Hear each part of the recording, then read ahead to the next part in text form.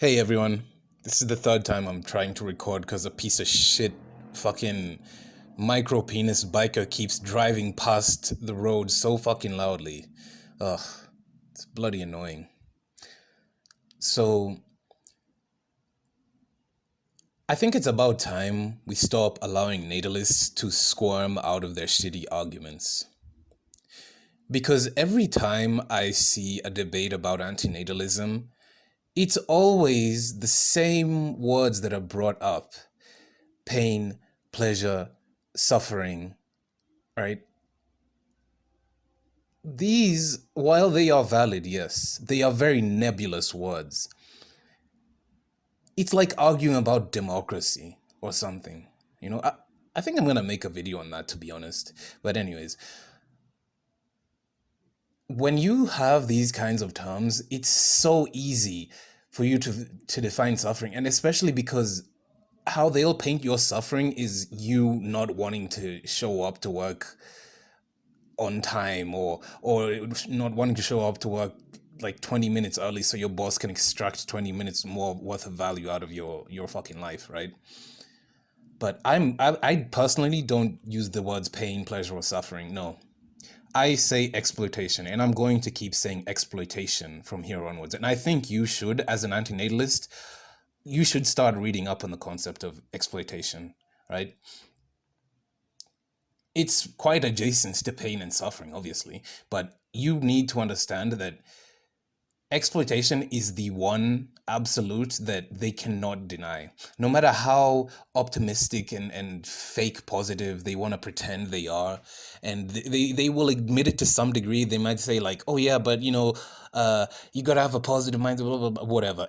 As long as you can get them to admit that this system is exploitative, you're one step ahead of them. And if I'm to lay out my own arguments for why this system is so exploitative, like the global system, right? Doesn't matter which country you're in. If you look at a Western country or Western countries, for example, by and large, these are countries that have built their economies off of exploiting other people's economies viciously. Viciously imposing their own styles of law, language, imposing their culture, right? You'd think if something's so superior, people just pick it up anyways, but you had to force it down at the barrel of a gun. Anyways. And how it's packaged to us, especially us who, from the developing world, we have to kiss the feet of the white man because we know how to speak English now or something. And yet, seeing how the amount of just decrepit exploitation at every corner, you literally just have to just learn to ignore shit and just keep it moving because it's everywhere.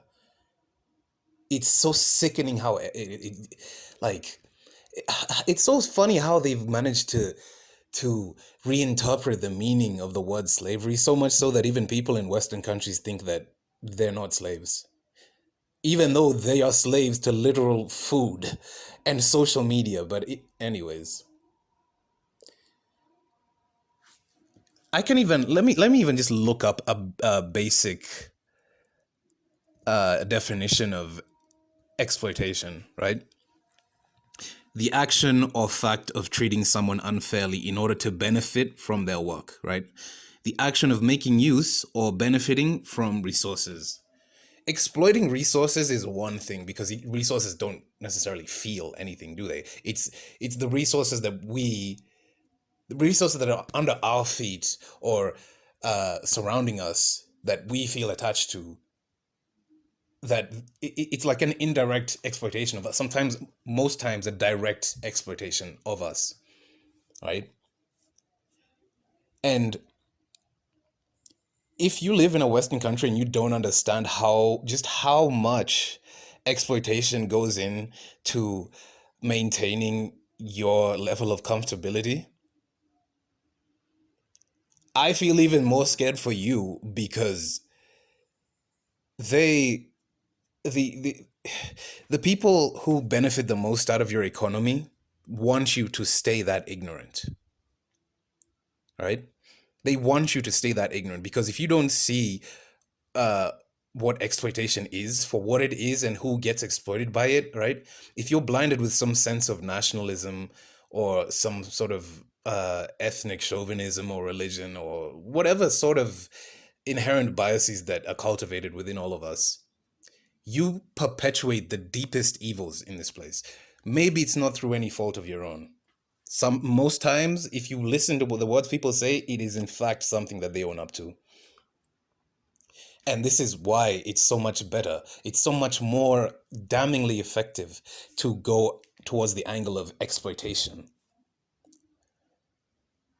Because you pick whatever service it is or whatever product or whatever, just literally just walk outside and look down at the tarmac or the concrete that you're standing on. How did it get there, right? How did those raw materials end up there? The production process or the manufacturing process itself is brutally exploitative to humans and to animals by far. And these are things, these are institutions, right? I talk a lot about how corporations were designed by psychopaths. So were a lot of religious institutions, if not all of them, but most of them, let's say. The Abrahamic ones, absolutely. But then these institutions mold our minds into the way that they were molded, right? If somebody builds a church or a mosque, they're doing it while transmitting a particular strain of an ideology. And that mosque, like, let's not say although buildings are the most easy point of reference, right? That building becomes an institution because those are the only sanctioned opinions allowed in that building. An institution like religion was designed by the most hardline, ruthless, just devoid of empathy people who, for a number of reasons, decided it was better to enslave humanity rather than disengage from humanity. An institution like, let's say, the whole concept of how we look down on violence, and this is why I said nationalism is a lie, because they'll fearmonger you about immigrants. They'll fearmonger about the rapid crime rate. And yet, your country has most likely committed a shit ton of war crimes in the recent past. Even the recent right now.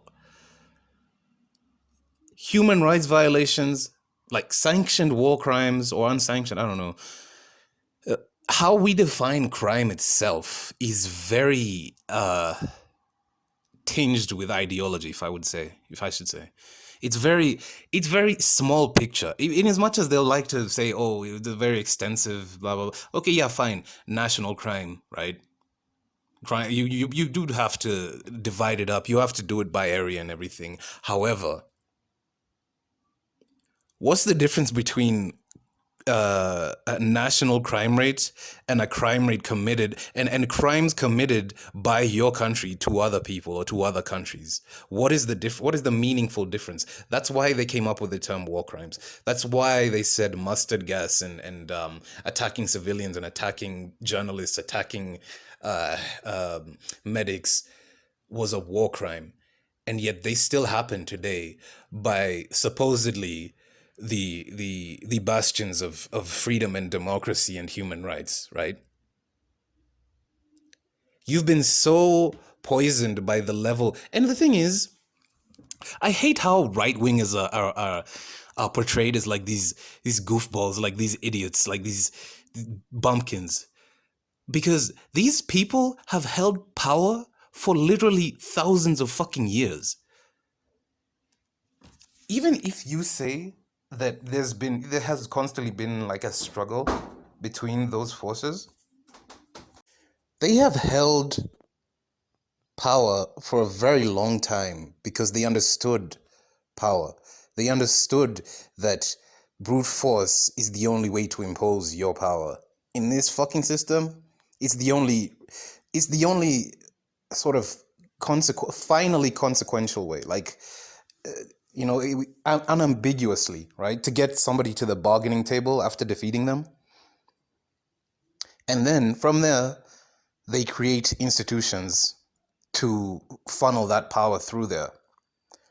And somebody can die, right? Even the guy who created the institution can die, but that institution outlasts him, his grandchildren, their grandchildren, and so on and so forth. Because it becomes a brute force on its own. And to tie it into antinatalism, natalism itself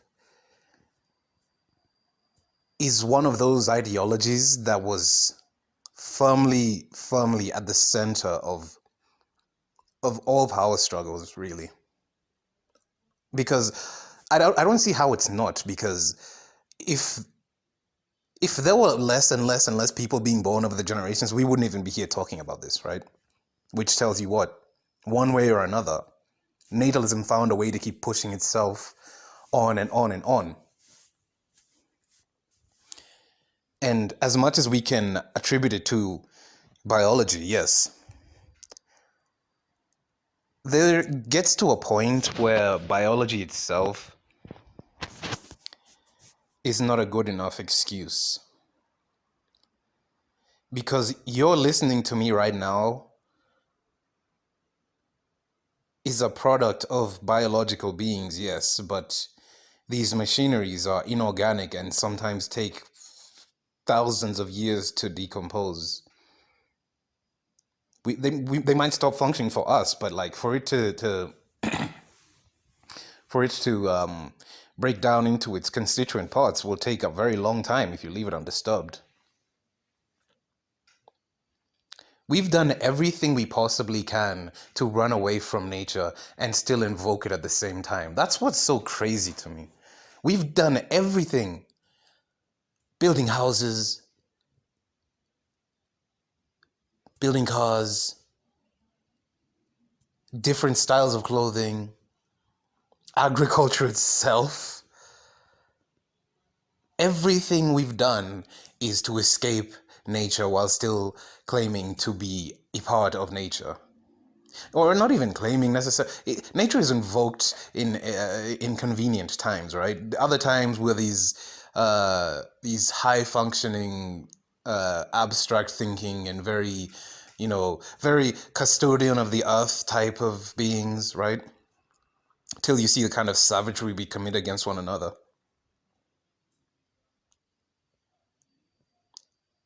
I will continue to say that once you bring across the exploitation, don't even give them that leeway into saying, oh yeah, but pain is blah blah. No. Right? Pain, and especially if you're talking about like there's many, even in the biological sense, pain is a deterrent. That's what it is. It's a signal to your body is sending a signal to your brain that what you're doing right now is painful for it. It's a danger to its survival. That's what pain is, right? Suffering is the prolonged state of that pain.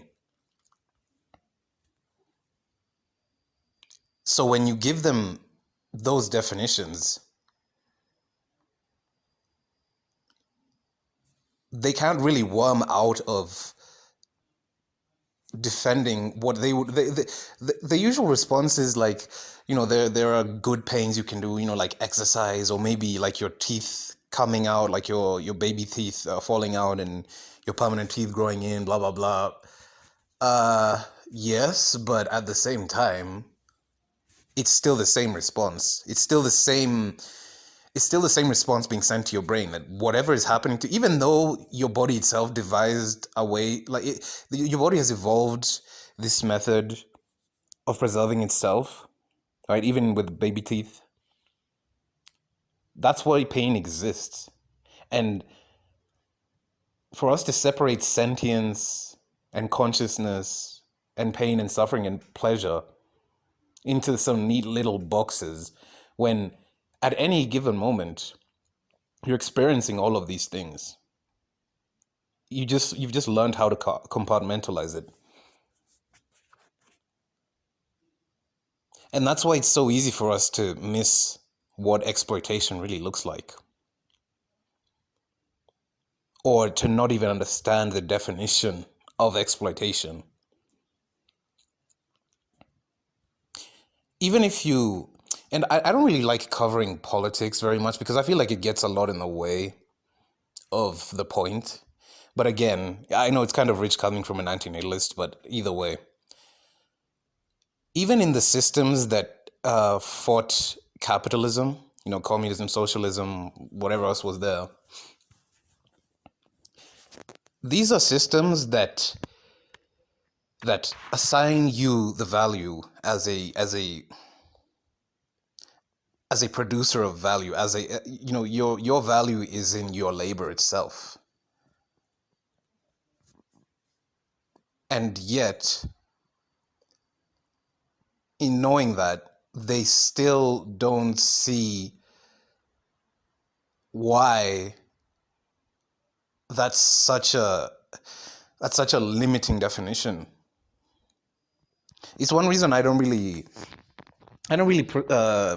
ascribe to a lot of political ideologies anymore, because if that ideology doesn't entail a good understanding of antinatalism, because funny thing, antinatalism has always been around. It's just been selective. It's just been selectively enforced antinatalism, which, in other words, is eugenics, right? So these fucking natalists can at the same time be antinatalists. How fucked up is that? How can you be natalist and antinatalist at the same time? We should give more birth, but those people over there, we should do everything in our power to make sure they go extinct. This is the cognitive dissonance that exists in the mind of a natalist. And you see, the thing about how we compartmentalize our thoughts, they are social distanced in our minds, so that if they come into contact with one another, it sends off signals to your brain that, hey, these thoughts shouldn't be mixing, right? Because it's just what you've conditioned your brain and your body to do or to think, right? That's what you've conditioned yourself to think. So cognitive dissonance is actually a pretty normal thing to observe, right? Even though it seems like a very out of place thing, it is very common. Because our thoughts are in, our beliefs and our ideologies are neat little boxes in our brain. And when it comes to debating other people, unless you approach it with a level of sincerity, it's just going to turn into essentially a bloodbath, which is what online politics in general is. No matter who claims to be on the compassionate and humanitarian side, and who can invoke the most populist narratives, they'll be fine. They'll be against a whole lot of other things, but natalism itself will always be like, hey, that's crazy talk. That's too far. That's too off the mark, right? So it's a long-winded way of saying that exploitation should be at the forefront of your understanding of antinatalism. By doing that, you yourself will be able to understand just how compartmentalized your mind is, and just who is trying to throw you under the bus for their own political gain or whatever kind of gain, right? Whatever ideology you'll rip your heart out for whatever particular ideology it is you believe in. But if you understand the concept of exploitation, you'll understand that that ideologue doesn't really care about you.